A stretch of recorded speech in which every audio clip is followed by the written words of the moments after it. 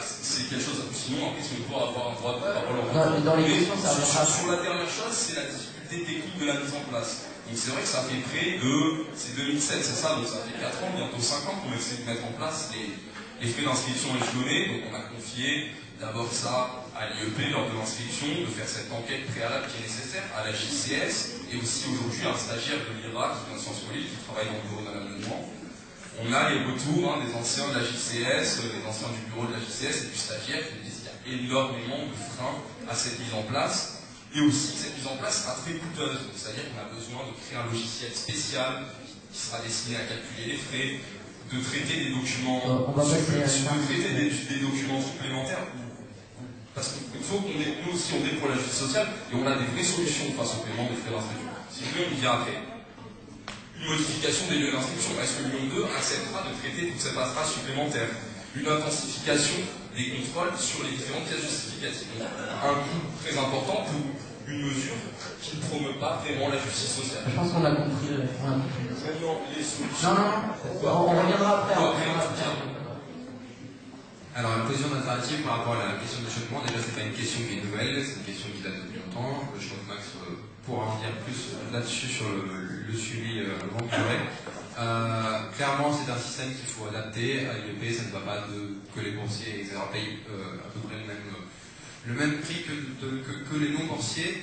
Alors, Alexandre a un peu listé déjà tout ce qu'il y a à dire. De toute façon, l'IRA a déjà, on a confié à l'IRA, donc l'Institut régional d'administration de Lyon, sur une proposition du CRAS d'ailleurs, l'étude de cet échelonnement.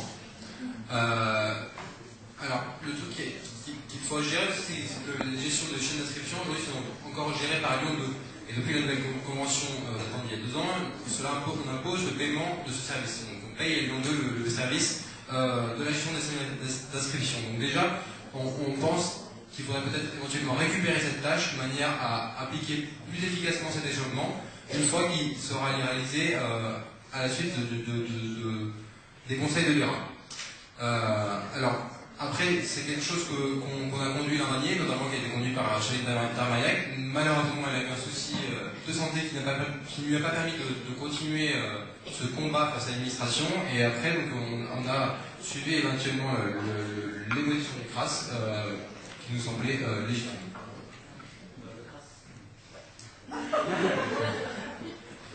Alors rapidement, notre position par rapport à la progressivité des frais d'inscription, et puis Max complétera parce qu'il suit le dossier depuis très longtemps.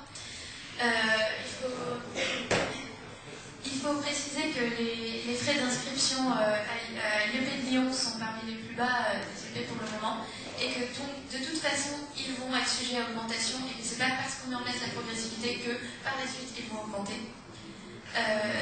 Donc, on propose la mise en place de la progressivité des frais d'inscription, projet en cours depuis 3 ans,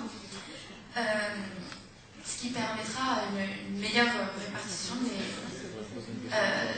frais entre les étudiants, quelque chose de juste. Et par rapport à l'autonomie des étudiants par rapport à leurs parents, on ne pense pas que la progressivité des frais d'inscription soit un poids pour les étudiants qui les subordonnent à leurs parents, parce que de toute façon, les étudiants généralement, les étudiants qui rentrent à l'IEP en première année, ils n'ont pas de moyens financiers conséquents à côté pour payer eux-mêmes leur scolarité, et dépendent de toute façon souvent de leurs parents.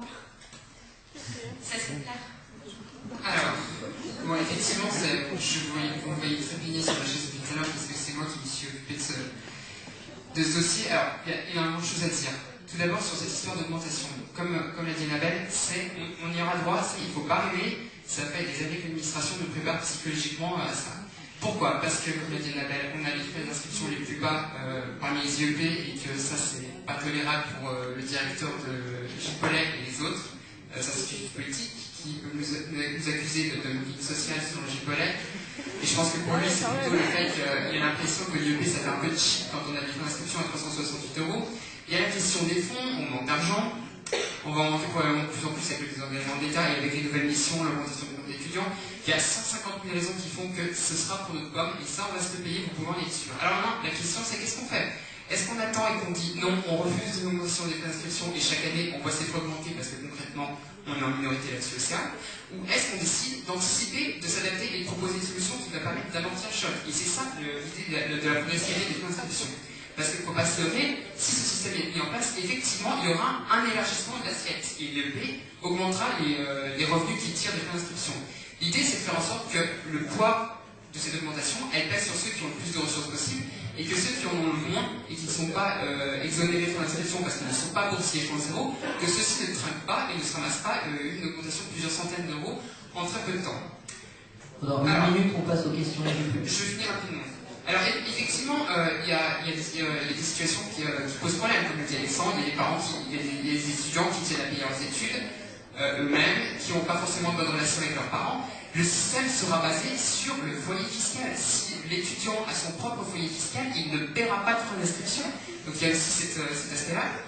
Évidemment, le système ne sera jamais parfait, il y aura toujours des défauts. Alors maintenant, est-ce qu'on se dit ce sera jamais parfait, on ne fait rien, on croise les bras et on se prend tous une augmentation en pleine tronche d'ici les prochaines années? Ou est-ce qu'on anticipe? Ça, c'est aussi une question. Alors on a aussi des problèmes techniques. Alexandre, tu as parlé de la JCS et du stagiaire. Alors la JCS, effectivement, il y a un projet qui consiste à leur donner une étude pour qu'ils voient comment ça se passe dans les autres établissements hors IEP où le système a déjà été mis en place. Je ne vois pas pourquoi la JCS dirait que c'est trop compliqué parce que pour l'instant, normalement, il y a juste le président qui a eu une débauche de cahier des charges, on va travailler là-dessus, ça n'a pas encore été mis en place. Et ensuite, pour le stagiaire, laissons-la finir son étude.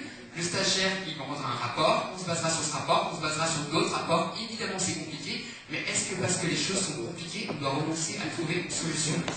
Bon, on va passer à la réponse de l'UNEP parce qu'il faut le temps, il va falloir laisser les gens poser des questions.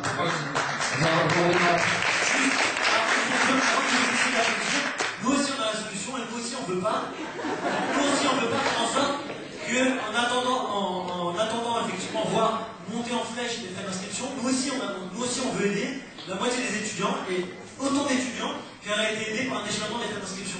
Nous on a les propositions, on a aussi également des propositions qui sont construire une commission déléguée au Fonds social étudiant, augmenter le Fonds social étudiant et faire en sorte que les boursiers sont déjà exonérés des frais d'inscription et faire en sorte que ceux qui ne sont pas boursiers, qui sont dans la galère et que la majorité des étudiants qui ont été aidés avec un échelonnement des frais d'inscription puissent être aidés par le Fonds social étudiant et qu'on fasse en sorte que ce Fonds social étudiant remplace des dépenses qui auraient été avant inutiles au conseil d'administration. Ce qui se passe, c'est que en fait, j'ai l'impression que là, on nous prend un peu pour des gigolos parce qu'on n'a jamais été au conseil d'administration.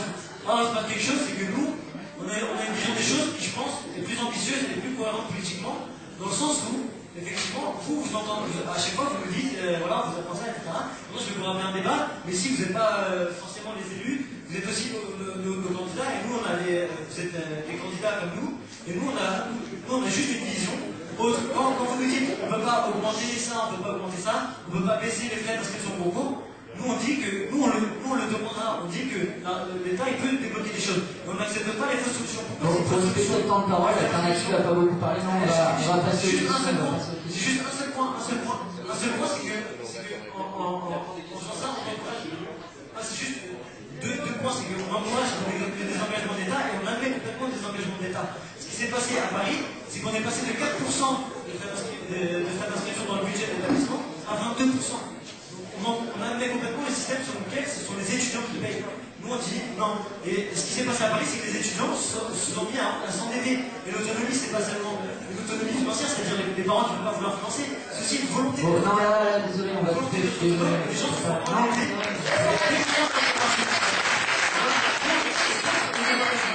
On s'engage directement. Dire qu'on va aider tous les étudiants, on ne passera pas par là. Très très rapidement sur un point qui a été évoqué sur le on a le droit de parler mais sur un sujet polémique. Après on pourra répondre.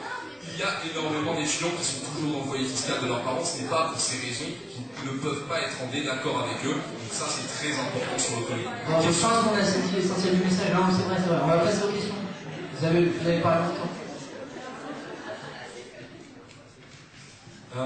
On va passer aux questions du public. Je vais faire passer ce micro-là. Il y aura un micro. Il y aura deux micros à la C'est passé comme le jour. Donc Guillaume au sein du CRAS. Donc en fait, déjà, je trouve ça